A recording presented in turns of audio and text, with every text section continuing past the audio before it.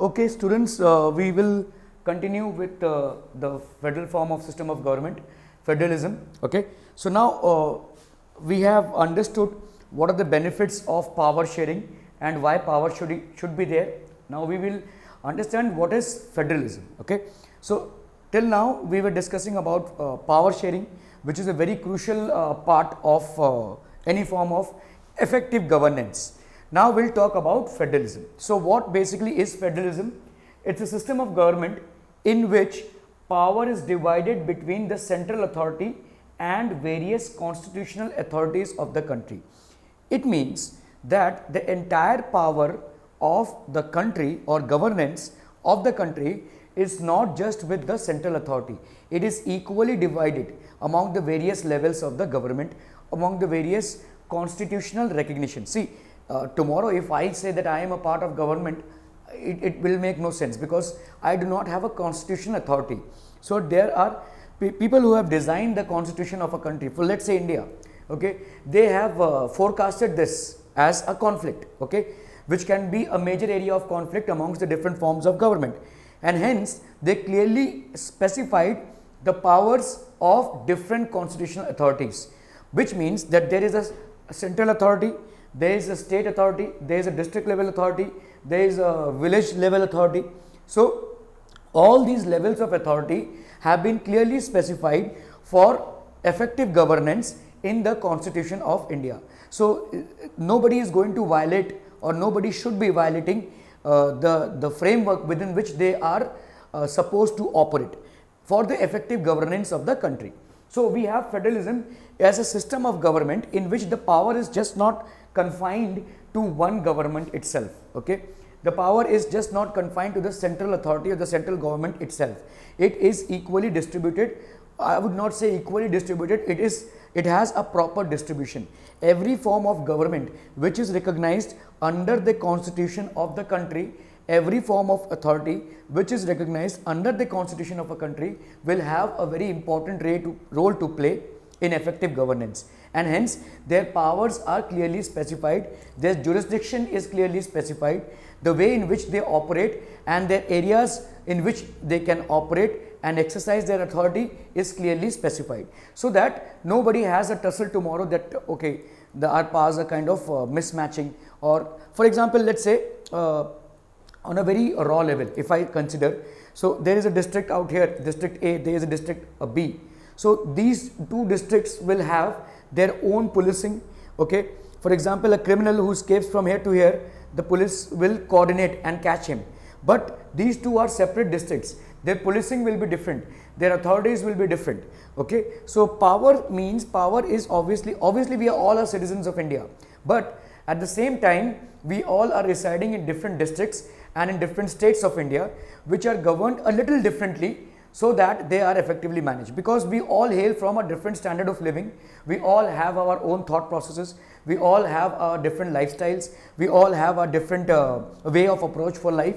So obviously the powers have been distributed in such a way that they are equal, almost very essential in effectively managing the entire country. So system of government in which power is not concentrated but divided, okay, not concentrated in one hand. So tomorrow if the central government just decides all of a sudden on something, it will not be very free to announce a decision. It has to take into consideration all the states that are there. Okay, it has to maybe consult with them before formulating a policy or a law, so that everybody's interests are included in whatever decision the government is making. Okay, so system of government in which the power is divided between the central authority and the various constitutional authorities in the country. Okay, so whatever authorities we have, this power is equally divided between the central authority and various authorities that the country has. Okay, so in this way we create tiers in the system. Tiers in the system means there are different levels of government. Okay, there are different tiers of the government. So the first tier that we have is at the central level, obviously. Okay, the second tier will be at the state level, and the third tier will be at the local level, village level, taluka level, district level. All these are different levels. So for effective governance, these are the three levels that we have, and these three levels are managing the state of affairs very efficiently. Have to. Okay, they are in perfect coordination with each other, although not in subordination.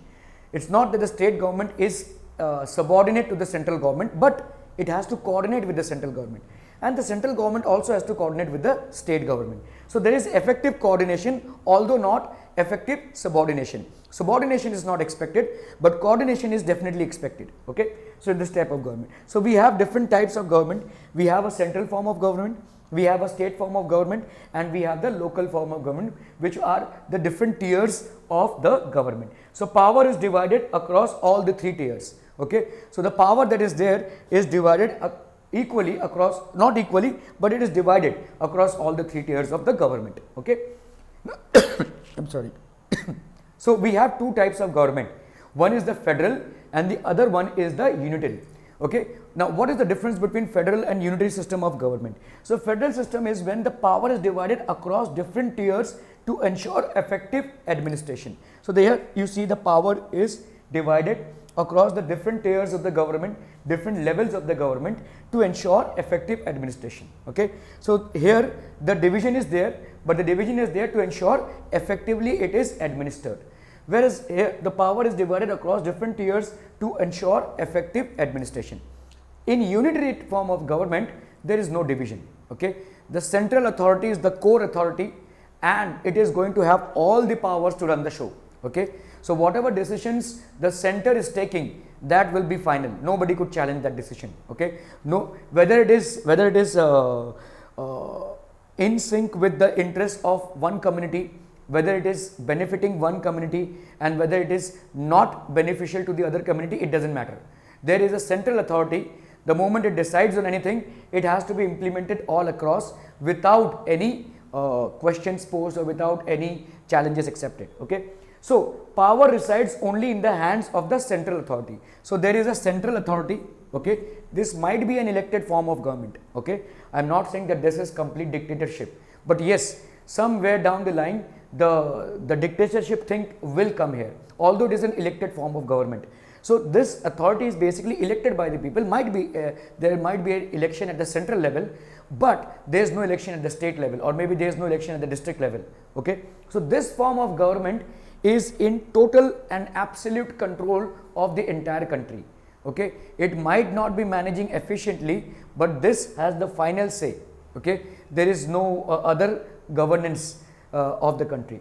So power resides only in the hands of the central authority, and at times what happens is power is, so let's say there is a project coming up, or let's say there is emergency kind of a situation. So what this government will do, it might divide its power, or it might share its power with some local authorities, okay, for the time being, okay, and then withdraw that power. So this is called, it might be under special circumstances that it shares its power. So this is called nominal power.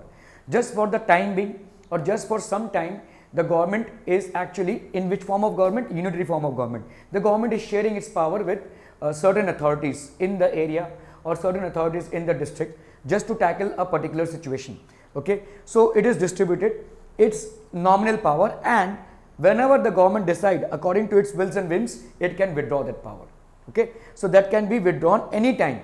The central government, when it decides that no, our work is done now, so let's withdraw. Okay, just as we have a project for, let's say there is a bridge that is getting built up. So obviously the government will invest, and then the people will come and they will work, contractors will be called, and the workers will be employed, laborers will be employed. Once the bridge is done, okay, then the contractors go off, the laborers go off from that place. In the same way, this is called nominal power sharing. It happens in the unitary form of government. So let's say the government decides in tackling a particular situation, they appoint a nominal form of government, and they will ensure that it's there for a certain amount of time, and after it's withdrawn, it's gone. Okay, so this is how the federalism will work. Federalism is going to work in such a way that the power is distributed for efficiently managing the entire country. Okay, it is not possible for any form of government, however good it is, to manage every nook and corner of the country with absolute efficiency. There will be flaws.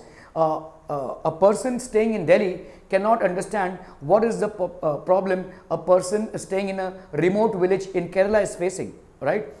So, but a person who hails from that region, that is Kerala, might understand the problem better. Hence, it is very essential that each and every part of the country is effectively managed, and that's only when that's the time when the country will actually look up to the welfare of the people, and the entire development of the country can happen.